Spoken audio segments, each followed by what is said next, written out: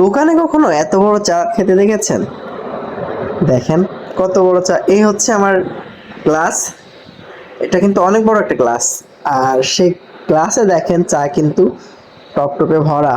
এবং যতটুকু চা দেখতে পারছেন, আমি আবার চিনিটাও বেশি খাই, ঠিক ততটুকুই চিনির পরিমাণও দেয়া। বিসমিল্লাহ। হ্যাঁ, টেস্টটা ঠিক আছে। আর এত বেশি দেওয়ার কারণ কি? ভাইরে ভাই, এখানে 5 টাকা চা না, ঠিক আছে? এখানে যে পরিমাণ চা তার দামও ঠিক সেই পরিমাণ দেওয়া হয়, এই জন্য চাটা আমার একটু বড়ই দেয়, ঠিক আছে? আমি ওই সচরাচর ওই 2-5 টাকার চা খেলে আমার আসলে পোষায় না।